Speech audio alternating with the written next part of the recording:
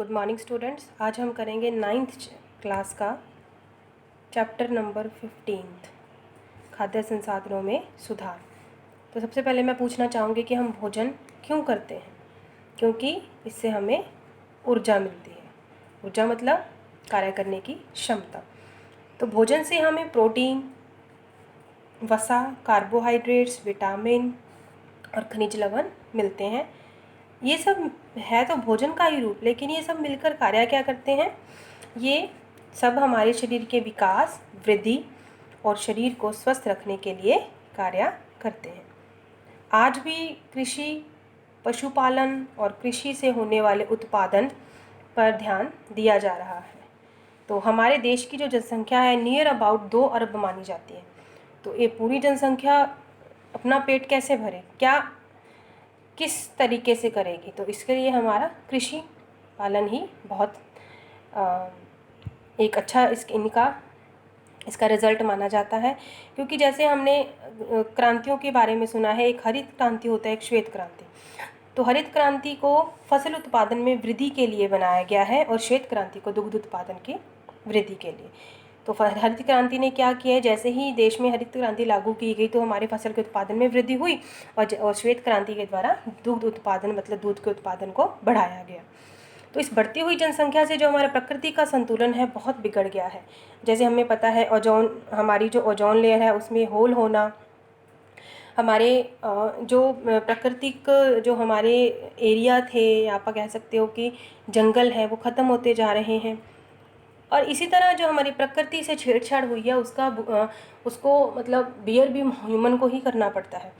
तो अंत जब हम फसल के उत्पादन की ओर बढ़ावा दे रहे हैं तो हमें इस तरह की टेक्निक्स निकालनी है जिससे हमारी प्रकृति को कोई नुकसान ना पहुंचे, मतलब हमारा जो पर्यावरण है उसको कोई भी हानि न हो।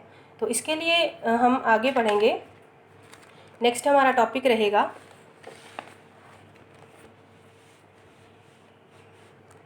खाद्य संसाधन, खाद्य संसाधनों में सुधार और उनकी उत्पादन और उपलब्धता दोनों पर। तो जो हमारे खाद्य संसाधन हैं, उनकी उपलब्धता, कितने वो अवेलेबल हैं, उत्पादन किस तरह वो उनको पैदा किया जा सकता है कि हमारी प्रकृति को कोई नुकसान न पहुंचे।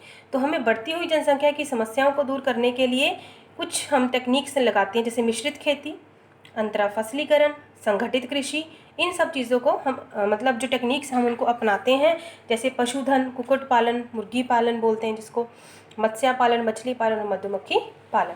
तो फसल उत्पादन में वृद्धि के लिए ऊर्जा के रूप में हमारे पास कार्बोहाइड्रेट्स हैं। किस किस से मिलती है हमें, गेहूँ, चावल, मक्का, बाजरा, ज्वार। और प्रोटीन हमें दालों से, चना, मटर, उड़द, मूंग, मसूर और अरहर। और वसा हमें तेल वाले बीजों से, जैसे सोयाबीन, मूंगफली, तिल, अरंड, सरसों, अलसी और सूरजमुखी। मसाले तथा फलों से हमें विटामिन तथा खनिज लवण भी मिलते हैं। तो फसलों का जो अच्छा उत्पादन है हमें उनके तापमान, परिस्थिति और दीप्ति काल पर निर्भर करता है। तापमान का मतलब किस तरह के तापमान पे वो फसल बढ़ सकती है, ग्रो कर सकती है, क्योंकि अधिक तापमान भी इनको नष्ट कर देता है। तो परिस्थिति, किस तरह की ऋतु में इनको उगाया जाना चाहिए, इनकी खुद की परिस्थिति कैसी होनी चाहिए कि अच्छे से ग्रो कर सके। दीप्ति काल मतलब सूर्य के प्रकाश काल से जुड़ा, मतलब इसमें सूर्य का प्रकाश इनको कितना चाहिए, किसको कम चाहिए, किसको अधिक चाहिए। तो हमें ये सारी नॉलेज अगर होगी तो हमारे इन चीज़ों के लिए कभी हमें प्रॉब्लम नहीं आएगी।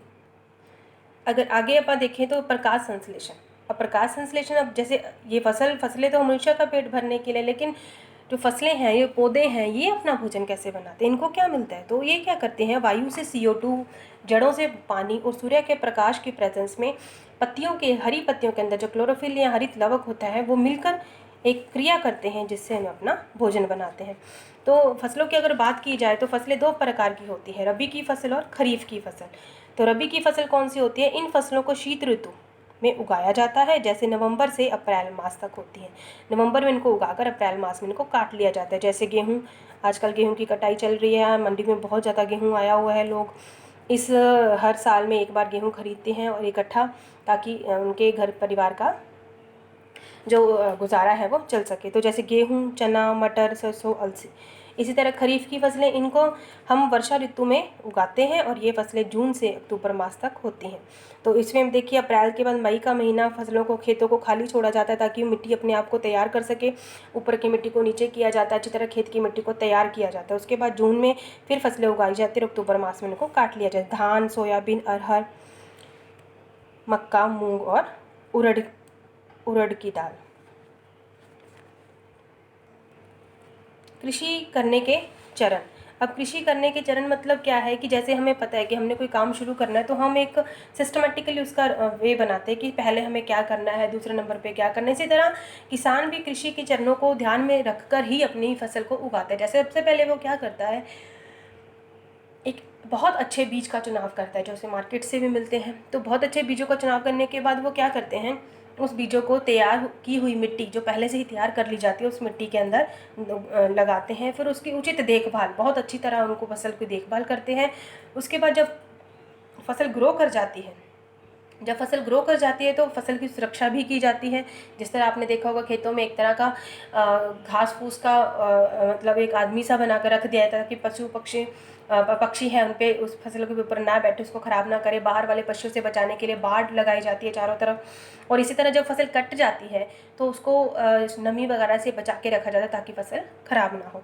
तो फसल उत्पादन में सुधार के लिए बहुत सारी गतिविधियाँ हैं, लेकिन हम कुछ ऐसी गतिविधियों को अपनाने की बात करेंगे जिससे फसल को ख़राब होने से बचाया जा सके। और उसकी किस्म, जैसे सबसे पहले क्या है, फसल की किस्म में सुधार। अगर बीज ही अच्छा नहीं होगा तो फसल कभी भी अच्छी ग्रो नहीं होगी। तो इसके लिए क्या है कि फसल की ऐसी किस्में बनानी है जिससे बहुत अच्छी हमें आउटपुट मिले। दूसरा, फसल का उत्पादन है वो, उसकी जो क्वांटिटी है वो बहुत अधिक हो।